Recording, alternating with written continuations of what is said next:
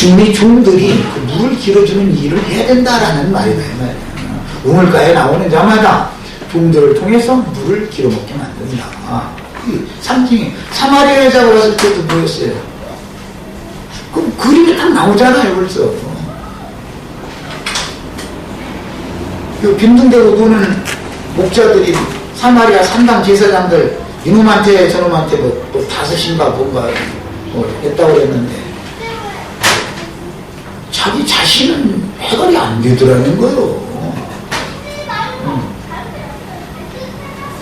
그런데 정말로 다시는 목마르지 아니하는 생수의 샘물을 길어주시는 예수님을 딱 만나니까 그 더 이상은 산당 제사장한테 갈 필요가 없게 됐잖아요.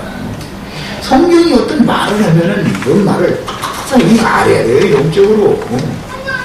솔로몬 성전에는 못바다 외에 또 물두멍 열을 만들어 비치했는데 모세 당시 성막에서는 제사장들이 수족을 싣는 데 사용했지만 솔로몬 성전에서는 번제물을 싣는 용도로 사용되었으며 못바다의 양편에 5씩 비치했습니다. 그러니까 못바다가 가운데가 있고 좌우 양편에는 물두멍이 5개씩 있었다라는 그림을 이제 알 수가 있죠. 자, 이 바다에 관한 말씀은 지난 시간에 읽은 것처럼 계시록에서는 정금같이 맑은 유리바다가 나오잖아요. 맑다는 게 뭐예요?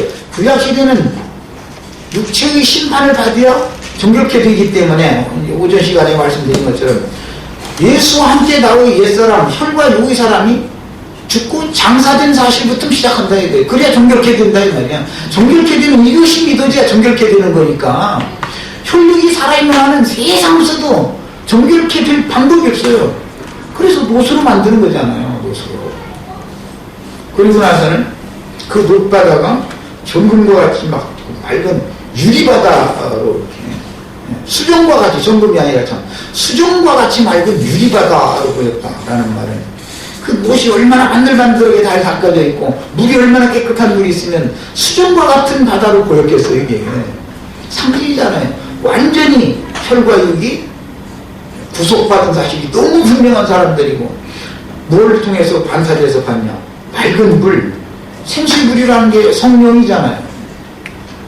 성령을 통해서 성령의 진료를 딱 받고 나니까 구속 사실이 너무 분명하고 혈과 육의 옛사람은 완전히 심판받고 그리스도로 구속받아서 정결케 된 상태, 그것이 수정과 같이 맑은 유리 바다로 보였던 거잖아요. 이런 게 다 상징적인 표현이 구약 성경에 나오는 모든 이런 말씀들이 신약에 어떻게 적용되어지고 실현되는 일을 이제 우리는 용감으로 깨달으셔야 됩니다. 못바다와 더불어 물두멍은 시편 29편 10절에 여호와께서 홍수 때에 좌정하셨으며 라는 말씀이 나오는데 이런 말씀에서 보듯이 번제 바다라는 것은 천하를 심판하기 위하여 많은 물로 심판하시고 나서 물을 한 곳으로 모이게 하고 모인 물을 바다로 칭한다 그랬죠? 그게 이제 계시록 17장에는 많은 물이 앉은 큰 음녀라는 것은 바다 위에 여자가 앉아있다 이게 상징이죠. 세상 교회라는 것은 세상 위에 앉아있다 군림하고 있다 이 말이지 지금. 자, 그런데 최종적으로는 그것이 정금과 수정과 같이 맑은 유리바다가 아니고 불못이 되는 이야기를 하고 있다 이 말이에요. 세상 교회라는 것은 음력교회는 이런 것을 잘 우리는 분별을 하셔야 돼. 홍수 때 여호와가 좌정한다 라는 말은 창세기 1장 2절에서는 땅이 공허하고 혼돈하며 하나님의 신은 수면에 운행하셨다. 홍수의 바닷물 위로 하나님 운행하셨다. 그것을 노아의 때는 바람을 일어나게 했다 이랬어요. 바람이라는 건 성령의 운행을 말하는 거예요. 이 세상의 심판, 이 세상은 심판의 물로 덮여있는 중인데 이 위에 하나님의 성령이 바람이 임의로 불 때 어디로서 와서 어디로 가는지 너는 알지 못한다. 바람을 통해서 물을 점점 감하게 만들었잖아요. 노아인데 보면 바람이 불게 해가지고 그 바람이라는 것은 천하의 물을 한 곳으로 자꾸 모이게 만드는 물을 역할을 했죠. 그래가지고 물을 한 곳으로 딱 모이게 만들어놨는데 계시록 17장에서는 음료가 안 되는 물은 열국과 백성과 민족과 방언들이다 이랬어요. 자, 그러니까 뭐예요? 세상 사람들이 모든 사고 라는 것이 더러운 영들이 모인 것이다. 그 더러운 영들이 모인 이 세상 위에 기독교가 군림하고 있다 이 말이잖아요. 지금 음녀가 거기에 앉아있는 거잖아요. 아니, 여자가 많은 물이 앉아있으면 빠져 죽으라고. 진짜로 물질적인 얘기 같으면 많은 물이 앉아있으면 빠져 죽지. 지금 그 얘기가 아니잖아요. 그런데 그녀의 머리는 또 7이 달렸다. 7머리를 가지고 있다. 그러니까 땅의 7 왕족들이다. 땅의 이 왕족들을, 땅의 모든 왕족들, 땅의 임금들이 우두머리는 그리스도인데 그리스도를 이것들이 대적했다. 최종적으로 심판받는다. 이 얘기예요. 야, 그래서 세상의 모든 물들을 다스리는 게, 물들이라는 것은 많은 물들이라고 그랬지만 이것은 바다에 있는 모든 영들을 말하는 것으로 비웁니다. 세상 나라의 인간들의 영들을 주장하고 다스리는 하나님의 전능성을 계시할 때 여호와께서 홍수에 좌정하셨다 이랬단 말이에요. 그러니까 이제 이런 걸 보여주시려고 예수님 바다를 막 걷는 그림 얘기 나오잖아요. 예수님 뭐 태평양 바다를 건너 미국을 받겠어요? 뭐 그게 그런 얘기가 아니잖아요 지금.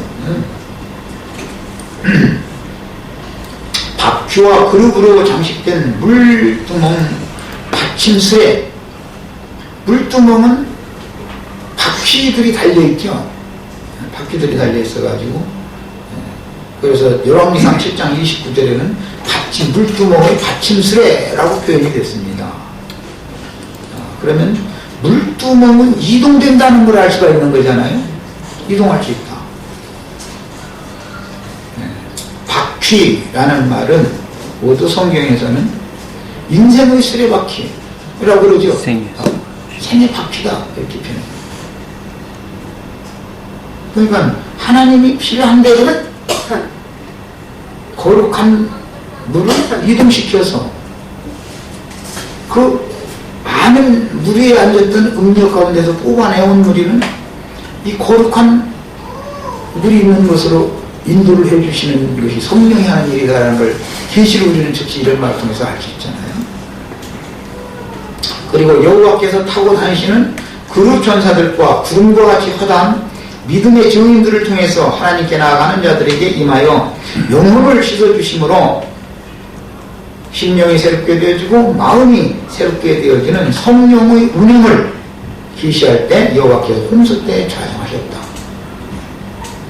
물 위에 수면에 하나님의 신이 운행하셨다. 이렇게 성경에서는 계시한다. 그런데 노아의 때는 바람을 분 것으로, 바람이 불어가지고 바람이 한 일은 물을 자꾸 강하게 만들고 천하의 모든 높은 산들이 다 드러나게, 묻이 드러나게 만드는 일을 했었던 거예요. 이게 바람이 한 거예요. 성령의 역사가 이렇게 한다. 이게.